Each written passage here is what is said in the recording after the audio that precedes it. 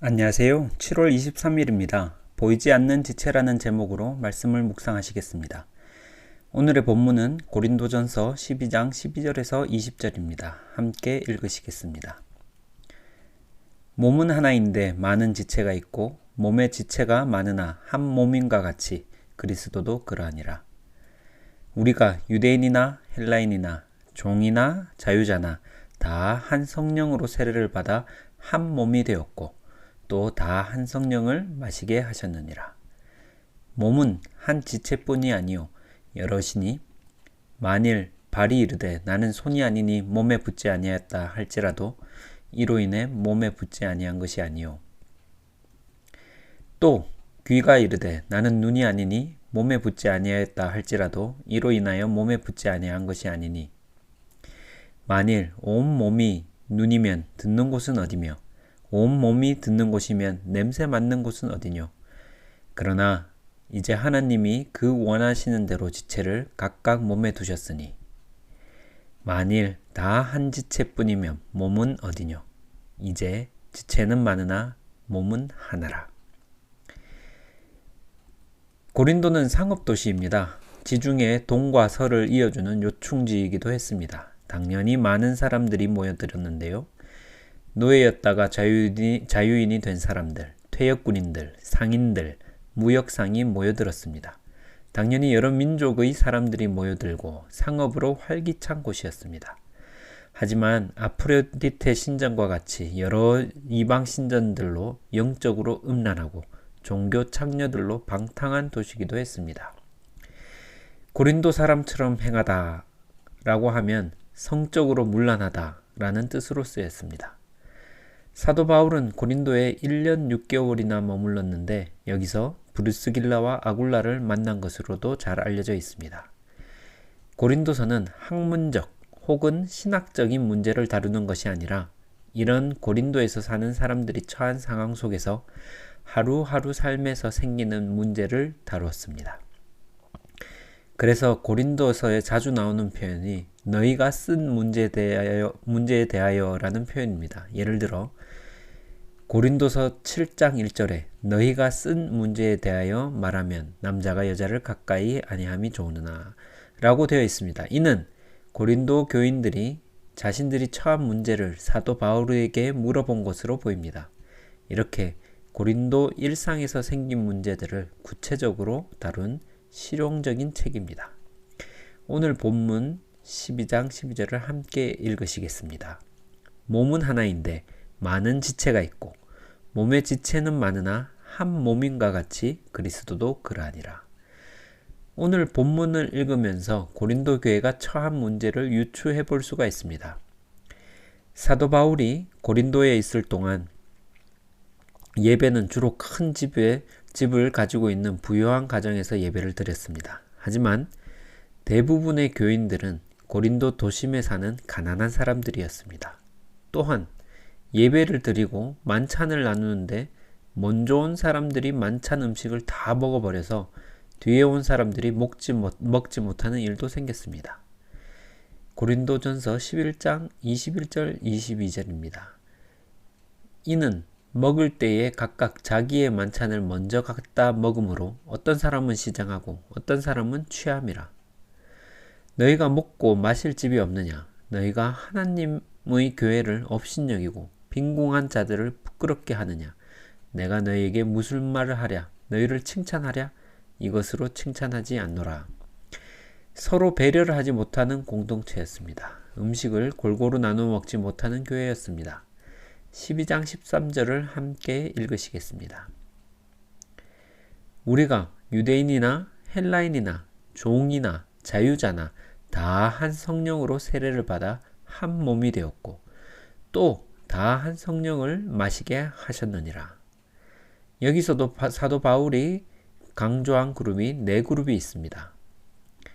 유대인, 헬라인, 종, 자유인입니다. 유대인과 헬라인이 함께 나옵니다. 구약시대 같으면 한 번도 함께 하지 않을 두 그룹입니다. 구약시대에서는 오직 유대인만 있으니 다른 민족과 함께 할 이유가 없었습니다. 만약에 기독교가 무엇입니까? 라고 묻는다면 어떻게 대답하시겠습니까? 아마 예수님의 사랑입니다와 같은 대답을 할 수 있을 것입니다. 하지만 유대인에게 유대교가 무엇입니까? 라고 물으면 유대교는 민족입니다. 라고 대답을 합니다. 제가 만든 이야기가 아니라 유대인 랍비가 한 이야기입니다. 만약에 누구인가가 유대교인이 되고 싶다면 유대민족이 되어야 합니다. 그런데 그것이 혈연이 아닙니다. 아시아인도 유대교로 귀화를 하고 싶으면 민족을 유대인으로 바꿔서 등록을 해야 합니다. 이렇게 유대교는 종교가 민족과 하나입니다. 하지만 예수님이 오시면서 이런 법칙이 깨졌습니다. 예수님께서는 구원을 하나의 민족에 국한시키지 않으셨습니다. 예수님을 믿는 누구나 구원을 얻을 수 있게 된 것입니다. 그러면 유대인이나 헬라인이나 혹은 다른 민족 누구라도 예수님을 믿는 기독교인이 될 수가 있었던 것입니다. 아마도 예수님을 믿는 당시 유대인들에게도 이런 변화는 그들에게 오랫동안 가지고 있던 정체성을 흔들고 재정립을 해야 한 큰 일이었을 것입니다. 그런데 그들도 그런 몸에 배어있던 습관이 쉽사리 바뀌지 않았을 것입니다. 또 다른 민족과 다른 언어를 쓰는 사람들과 한 교회를 이루면서 사는 것은 새로운 사고를 할 수 있는 사고의 전환이 필요하고 삶에서 훈련을 해야 하는 일이었을 것입니다. 한국에서 뿌리를 두고 산 사람은 타민족, 타문화를 접하고 적극적으로 수용할 기회가 많이 없었습니다. 1983년에 처음으로 관광 여권이 만들어지긴 했지만 50세 이상 중 200만 원의 관광 예치금을 은행에 1년 이상 예치한 사람만 해외로 여행을 할 수가 있었습니다. 그 후 88년 올림픽 이후에는 40세 이상도 해외여행을 할 수가 있게 되었습니다. 1992년까지만 해도 해외여행을 가려면 방공교육을 받았어야 했습니다. 그러니 아주 소수의 사람만이 해외로 나갈 수가 있었습니다. 삼면이 바다인 데다가 북쪽에는 북한으로 막혀 있으니 한국에서 타민족, 타문화를 접할 기회가 없었습니다.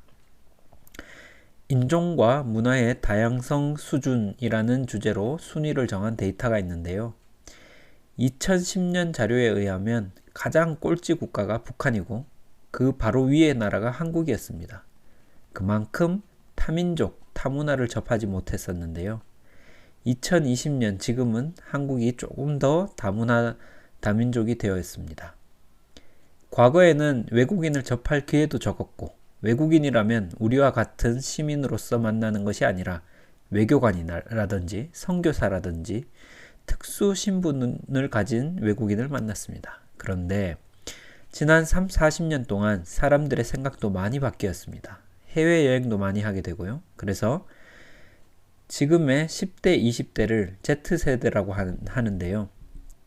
그들에게 한국경제에서 설문조사를 이 Z세대에게 했는데요. 10명 중에 4명은 자신들이 세계 시민이라고 여긴다고 하였습니다. 이미 많이들 해외여행을 하였고 길건 짧건 간에 해외에서 체류를 하면서 타민족, 타문화를 점점 더 많이 접하고 타민족이라고 해서 배타적으로 보지 않고 그들을 사귀고 함께 삶을 사는 것이 세대를 지날수록 익숙해지기 시작했습니다. 과거에는 타문화를 배우고 수용하는 입장이라면 이제는 그렇게 배운 타문화를 우리 것과 섞어서 가공을 해서 다시 수출을 하는 세대가 이 Z세대입니다. 전에는 없었던 일이 일어나고 있습니다. 그런데 이런 일이 고린도에는 약 2000년 전에 일어나고 있었던 것입니다. 유대인들은 자신들의 유대교를 지키기 위해서 타문화에 대해서는 배타적이고 타문화는 배우지도 않고 수용하지도 않았습니다. 그런데 예수님이 오시고 예수님이 민족을 초월한 구원을 주셨을 때는 이 유대인들이 타문화로 적극적으로 뛰어들어야만 했습니다. 유대인들은 같은 민족 중에서 혼혈인 사마리아인과도 상종을 하지 않았던 민족입니다.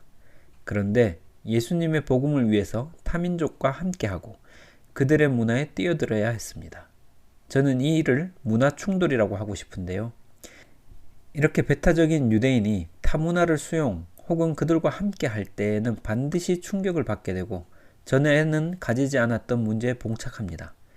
우리 한인들에게도 이런 도전이 있는데요. 이런 문제들을 이 유대인들은 해결을 해야 했습니다. 타문화의 좋은 점도 있지만 복음과는 맞지 않는 부분들이 있었습니다. 성적인 타락, 음란함은 배격을 해야 했습니다. 그러나 타민족 중에 그리스도를 믿는 자들과는 식탁을 함께 나눠야 했습니다. 다양한 언어, 그리고 정체성의 문제, 문화적인 문제, 세대 갈등, 계층의 갈등들도 필연적으로 생겼을 것입니다. 많은 이민교회가 가지고 있는 문제이기도 하고 한국 본토의 교회들도 서서히 생기고 있는 문제입니다.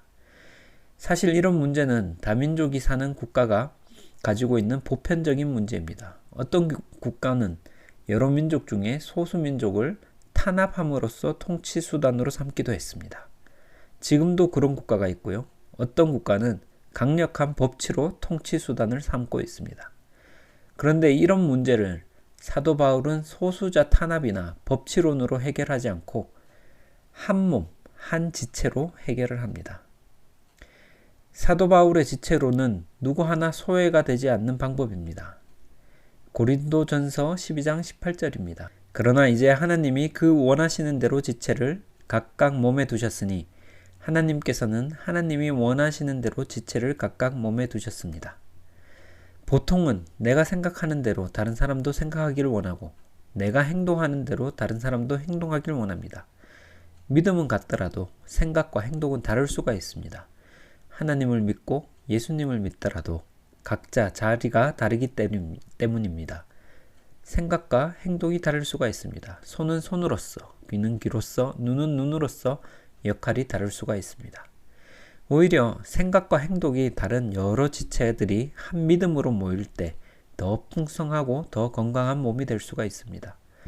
다른 세대가 함께하고 다른 문화가 함께하고 다른 언어가 함께하고 다른 민족이 함께할 때 더 풍성한 교회가 되는 것입니다. 이 부분이 유대교와 기독교의 확연한 차이라고 할 수 있습니다. 유대교는 유대민족만 히브리어만 쓰던 종교입니다. 예수님이 오시고는 주님의 말씀이 다른 언어로 여러 민족에게 전해지고 그들과 함께 하였습니다. 예수님을 믿은 유대인들의 정체성은 180도로 바뀌었던 것입니다. 오늘의 말씀의 제목이 보이지 않는 지체입니다. 유대민족이 유대교로만 갇혀 있을 때에는 타민족을 보지 못했습니다. 역시나 타문화도 보지 못했을 것입니다. 그러나 예수님을 믿고는 그 보이지 못했던 타민족과 타문화로 뛰어들었습니다.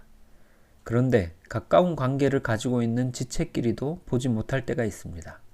한 가정에 살고 있어도 다른 지체가 어떤 짐을 지고 가고 있는지 모를 때가 있습니다. 같은 교회에 있어도 그럴 수가 있습니다. 혹시 내가 만나기 편한 사람만 만난다면 아마도 여러 지체를 못 보고 있을 수가 있습니다. 고린도 교회에서 유대인이 유대인끼리만 만나고 종들은 종들끼리만 만나고 헬라인들은 헬라인들끼리만 만난다면 한 지체를 이루지 못하는 공동체일 것입니다. 한 공동체를 이룰 수 있는 것은 예수님 때문입니다. 예수님께서 우리를 형제 자매로 부르셨기 때문에 가능한 것입니다. 우리가 가지고 있는 경계를 조금 넘어서 다른 지체를 섬기는 것도 중요한 것입니다. 경계를 넘어서 한 지체가 되기를 기도하겠습니다. 하나님, 저희를 캘거리 땅에 부르신 것에 감사합니다. 하나님, 저희가 한 몸으로 모이게 해주셔서 감사합니다. 언어, 문화, 세대나 민족의 차이가 있더라도 예수 그리스도의 한 몸으로 섬기고 서로를 포용하고 함께 할 수 있도록 하여 주십시오.